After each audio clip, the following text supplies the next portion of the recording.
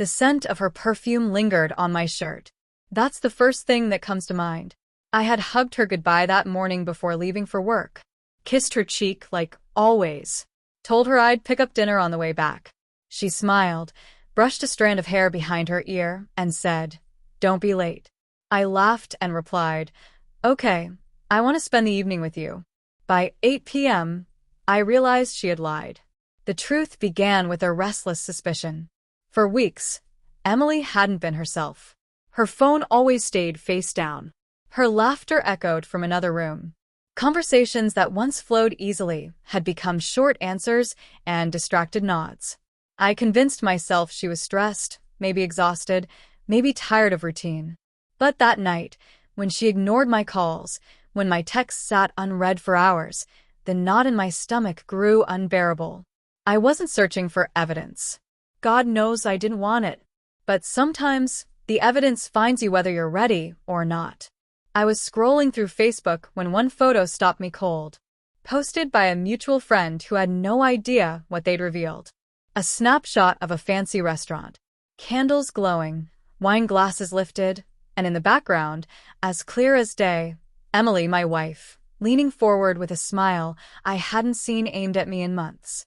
Her hand hovered on the table, nearly touching the man across from her. Not just anyone, a coworker. I knew him at once. Eric. He'd even been in my home once for a company barbecue. My chest tightened.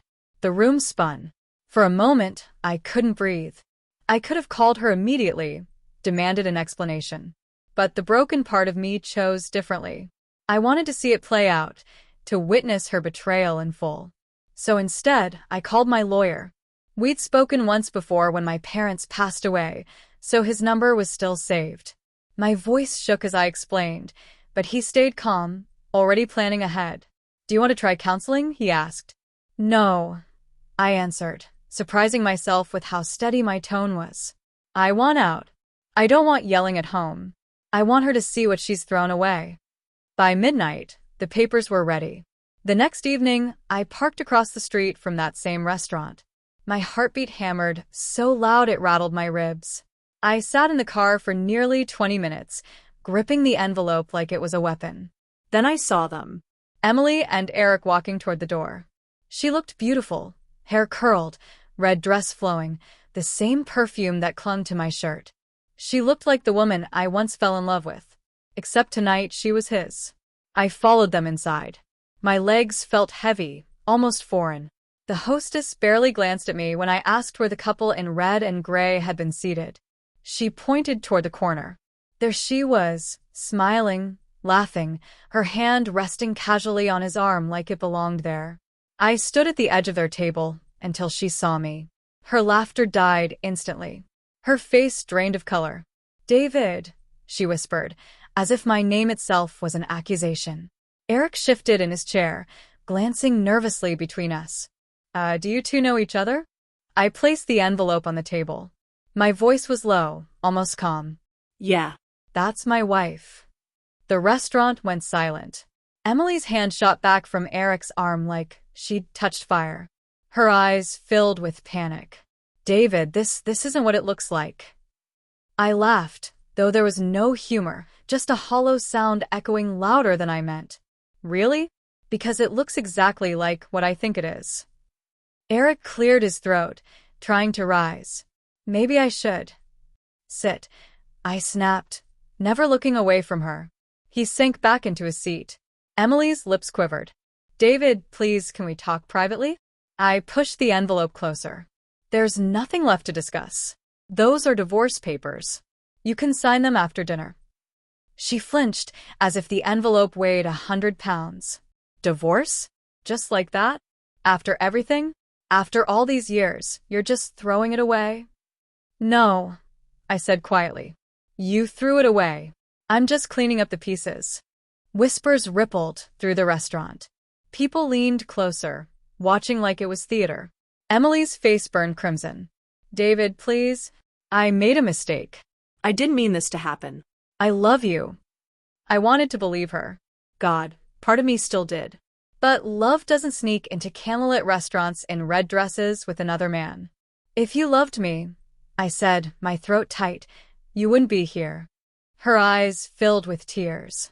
She reached for my hand, but I pulled back. Eric finally spoke again. Look, man, I didn't. I cut him off so sharply he froze. Don't lie. You knew she was married. You came into my house, ate my food, shook my hand, and then sat here with her like none of it mattered. His face went pale. He sank deeper into his chair. I looked at Emily one last time. Enjoy your date. I'll send someone to collect my things. And I walked out. That night was the loneliest of my life. I checked into a cheap hotel, sat on the edge of the bed, and stared at the divorce papers like they were both a sentence and a release. Sleep never came.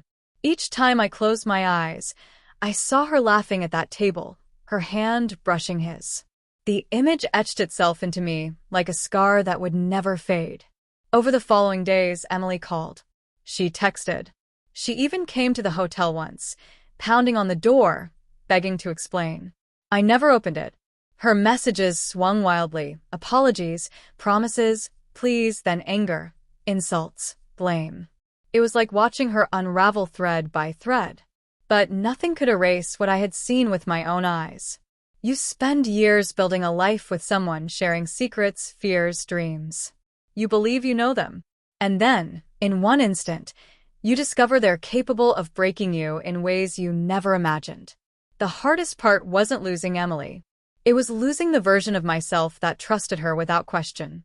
I thought about that man, the one who hugged her in the mornings, who believed her stories, who trusted her smile.